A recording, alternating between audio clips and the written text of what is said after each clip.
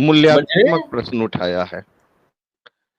और यह जो प्रश्न है आज न सिर्फ भारत में बल्कि विदेश में भी लगातार इस पे लोग सवाल खड़ा कर रहे हैं कि क्या भारत के जो स्थापित मूल्य है, जिस पे हम लोग बड़ा गर्व महसूस करते थे, बरसों से करते रहे हैं और वाकई गर्व करने वाले ये क्षण रहे हैं, ये मोमेंट रहे हैं, इतिहास के पन्नों में स्वर्ण अक्षरों में रहे हैं।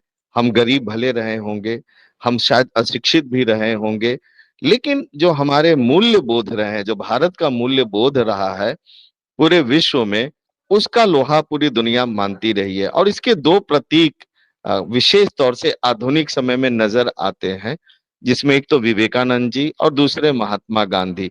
इन दो ऐसे प्रतीकों के सहारे हमने अपनी पूरी वर्तमान की यात्रा जो भारत की रही है उसको आगे बढ़ाया है।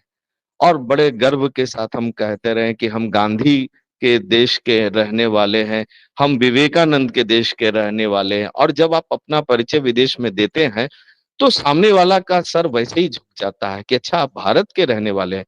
तो वह मूल्य बोध जो पैदा किया था गांधी ने और विवेकानंद ने, वो अप्रतिम रहा है। और उसके आधार पर पिछले 100 150 वर्षों की एक जो सांस्कृतिक गाथा रही है और जो सांस्कृतिक यात्रा रही है, वो लगभग निष्कंटक रही है, निर्बाध तरीके से आगे बढ़ती रही है।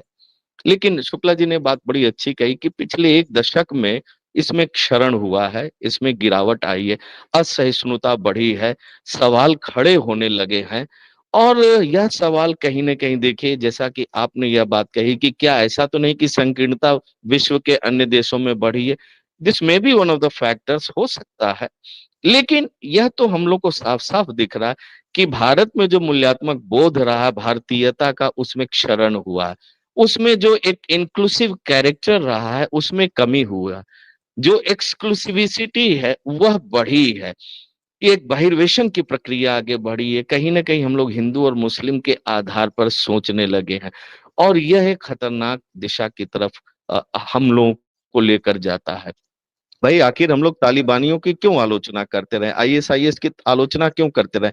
क्योंकि उनका जो पैरोकियल अप्रोच रहा है, जो एकांगी दृष्टिकोण रहा, इसी कारण तो हम उनकी आलोचना करते रहे। ठीक वही चीज आज ऐसा लग रहा है कि पूरे विश्व में जो भारत की छवि उभर कर आई है, और खासतौर से जैसे अमेरिका के अभी मंत्री कौन महोदय, मैं नाम भूल रहा हूं, जिन्होंने कहा कि भारत में तो ब्राह्मणों को फायदा हो रहा है, इस प्रकार की उन्होंने बात पीटर कही। नवारो। पीटर अब ये नवारो। कहां से बात आई नहीं आई, यानी जाति और धर्म को आधार बनाकर। हाँ, नवारो महोदय ने, हाँ, पीटर नवारो महोदय ने। तो इस प्रकार की बात जो कि आज तक कभी नहीं सुनाई पड़ी थी कि कोई विदेश का व्यक्ति और एक रिस्पॉन्सिबल पद पे बैठा हुआ व्यक्ति इस प्रकार की भी बात करे। ये अपने आप में एक प्रश्न तो खड़ा करता ही करता, कितना सत्य है कितना सत्य है वो एक अलग विषय, लेकिन प्रश्न वो खड़ा कर ही रहा है। तो यह जो परिस्थितियां पैदा हुई है, निश्चित तौर पर उसके पीछे जो जिम्मेवार है, जो हमारी राजनीतिक संस्कृति जिस प्रकार से डेवलप हुई है, वह इसके लिए काफी हद तक जिम्मेवार है। और एक ऐसा वर्ग पैदा हो गया जो अपने को सर्वश्रेष्ठ मानता है। देखिए, हम सभी मानव जाति हैं, न कोई श्रेष्ठ होता है न कोई तुच्छ होता है, सभी एक दूसरे से अलग होते हैं। तो सभी प्राणियों को जीने का हक है, न सिर्फ मनुष्य को ही। तो इतनी ज्यादा विविधता इस प्रकृति में भरी हुई है, सबको उतना ही अधिकार है। तो हम आखिर क्यों अपने ही मनुष्यों के बीच में वह भेद पैदा करना चाहते हैं? और भारत एक ताजा उदाहरण है जिसमें कि व्यक्ति और व्यक्ति के बीच जाति और धर्म को लेकर भेद पैदा और भी मतलब बड़े तरीके से खाई गहरी की जा रही है। और इसका रिpercussion जो है मुझे नजर आ रहा है अमेरिका में और ऑस्ट्रेलिया में। कनाडा देखिए आपके खिलाफ था, कनाडा में अक्सर भारत विरोधी चीजें होती रहती हैं। लेकिन अमेरिका में ऐसा कभी नहीं हुआ, ऑस्ट्रेलिया और न्यूजीलैंड में ऐसा कभी नहीं हुआ।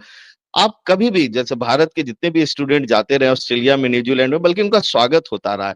और एक प्रकार से देखा जाए कि 1900 मतलब कह सकते हैं कि 20वीं शताब्दी के अंतिम दशक तक तो भारतीय छात्रों की मांग बहुत ज्यादा थी पूरे यूरोप में और पूरे अमेरिकन कंट्रीज में, ऑस्ट्रेलिया में बुला बुला के वो कहते थे कि आप हमारे यहाँ नामांकन कीजिए, हम आपको तमाम सारी सुविधाएं देंगे।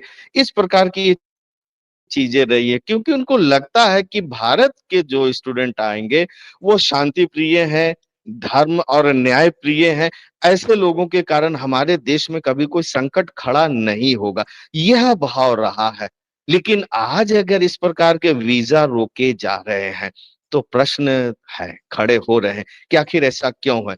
यानी उन्हें भी ऐसा लग रहा है कि भारत में धर्मांधता बढ़ रही है, और इसके अलावा तमाम सारे जो राजनीतिक हथियारों का प्रयोग किया जा रहा है, अपने विरोधियों को जिस प्रकार से किया जा रहा है, एक ऐसा वर्ग पैदा कर दिया गया है जो जहर लेके और इसके अलावा जो उसके अंदर जो धर्म का जो जहर है उसको लेके वो खड़ा है, वो किसी की बात सुनना नहीं चाहता है। तो आखिर मतलब किस प्रकार के स्टेट को हम बना रहे हैं? अल्टीमेटली यह प्रश्न हमारे स्टेट के कैरेक्टर को लेकर भी खड़ा होता है कि what kind of character we are building for our state, Indian state.